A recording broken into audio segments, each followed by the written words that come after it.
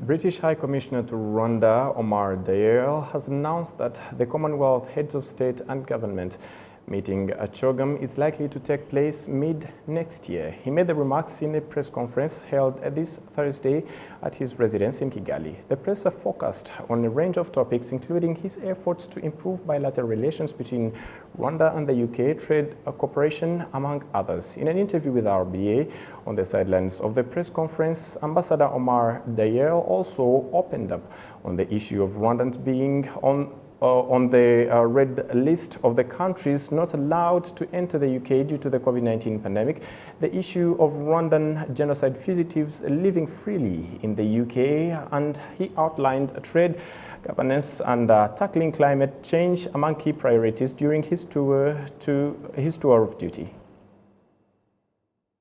There are areas that I think we should work more closely on, and we are working very closely on.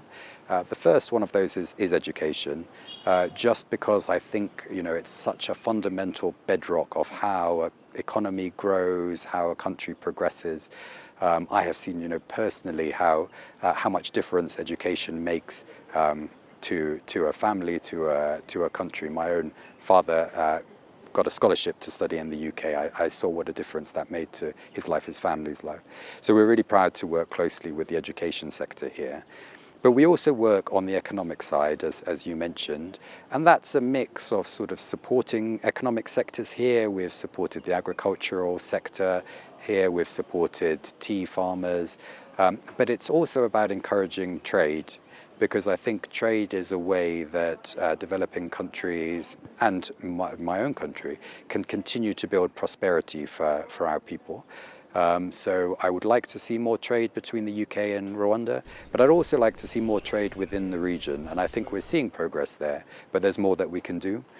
We have a program called Trademark East Africa, which supports that and facilitates that. So I'd like to see more of that. And then the other priority at the moment is climate. We're coming up to a COP26 summit in Glasgow in the UK. And we work very closely with Rwanda on how do we prepare for, deal with and respond to the crisis that we're facing with the climate. So that's a very strong partnership too. And then finally, I just mentioned the Commonwealth Summit, where we're hoping that it will happen early next year. I think it's a really important event. And it will be a really important chance for Rwanda to shine. We know that Rwanda can host events very well, so I'm looking forward to seeing that. But it's also a chance to collectively celebrate our shared Commonwealth values of human rights, good governance and openness. So I'm really looking forward to seeing the Commonwealth Summit next year. It's been postponed twice already. What is this certainty of having it this time around? And looking through your discussions, do you think that it will happen next year?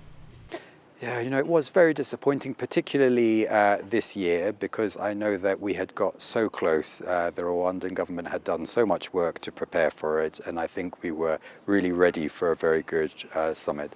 But I also think it was the right decision to postpone it, because if we get together this strong family of nations, then I think we want to get together in person and try and have these discussions together. That wasn't possible earlier this year. I am hopeful that it will be possible next year.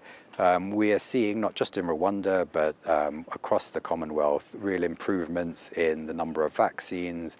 We're seeing countries get control of this crisis, including my own. And so I'm hopeful that we will be able to hold the summit, but that will be a decision for the government of Rwanda, and they will take the view of when they are ready to make that choice. And they will announce it. But I'm very hopeful that we will be able to host it, and we will be able to hold it in the first half of next year. Certainly, one thing that will make CHOGM happen is vaccination, and there is still an issue of superpower countries allegedly holding COVID-19 vaccines. When you're talking about superpower countries, UK is certainly one of them. Do you think we're all in this together, like we were saying before we got into a level of having COVID-19 vaccines? I think we certainly are all in it together, because we're very clear in the UK that we can't solve this issue by just vaccinating our own population or just vaccinating the European population. if this disease continues to be prevalent in other parts of the world, it will always be a threat to us all. So we really do need to tackle that collectively. And I think you are right that there is a responsibility on richer countries to contribute vaccine doses elsewhere in the world to countries that need it and to the most vulnerable. So for the UK, we are committed to doing that. We are going to donate 100 million doses to COVAX by June next year, or 100 million doses in general by June next year, 80 million of which will go to COVAX. And that COVAX process, which has its own prioritization list, is giving donations of doses to the most needy. And Rwanda has also benefited from COVAX so far and will continue to do that in the future. So I think that the donations that we are making through that and the financial donation that we made to COVAX, which surpasses £500 million so far, is really important. And alongside that, that remaining 20 million that I talked about will be done in bilateral contributions. We have made some of those so far, but we are continuing to look at where the priorities should go next. And I am hopeful that we may also be able to make a bilateral donation here, but I can't make any commitment on that at this stage. Okay. Talking about bilateral relations, one of the big issue between the Rwanda and the UK is the 5 gentlemen who have been suspected for their role in the 1994 genocide against the Tutsi. In your own understanding, why is this a delaying, taking time to happen, either extradite or even try them in the courts in the UK? Yeah, I mean, I think sometimes there is a misunderstanding of quite what's happened so far. It feels sometimes in the reporting that nothing has happened for many years. But obviously there have been cases, there have been appeals, there have been decisions. And so I know that it's very, very personal for a lot of people. They feel this issue very deeply. I know it's an issue of real concern for a lot of people. So I fully respect that and understand that. But for us, it's also an independent legal process. So the police are carrying out their investigations, the court are hearing cases, and those processes need to happen independently of government. It would actually, I believe, be negative for the case if a government was seen to try and interfere politically, not just in this case, in any case. Judges would not look on that favorably. So while I understand the frustration, it just does move slowly, and there are other examples of cases, particularly when it comes to extradition cases, where it goes through many appeals and it's a slow process. But we continue to monitor it, and I'm hopeful that we will see some progress, but it does have to be an independent judicial case. On COVID-19, which is still a big issue, Rwanda was placed on the red list by the UK. What is the latest and what informed the decision? I think the decision has taken purely on public health grounds. The health authorities in the UK, in England and other parts of the UK make these decisions based on the data that they have and on what they consider to be the threat to public health in the UK.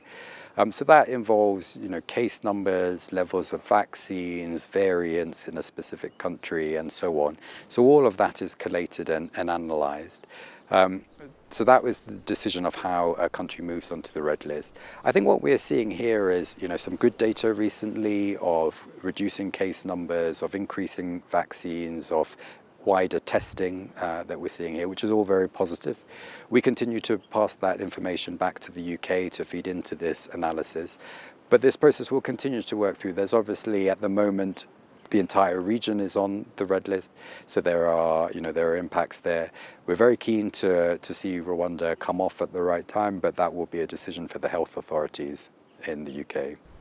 Omar, the British High Commissioner at Rwanda, many thanks for speaking to RwandaTV. Thank you very much.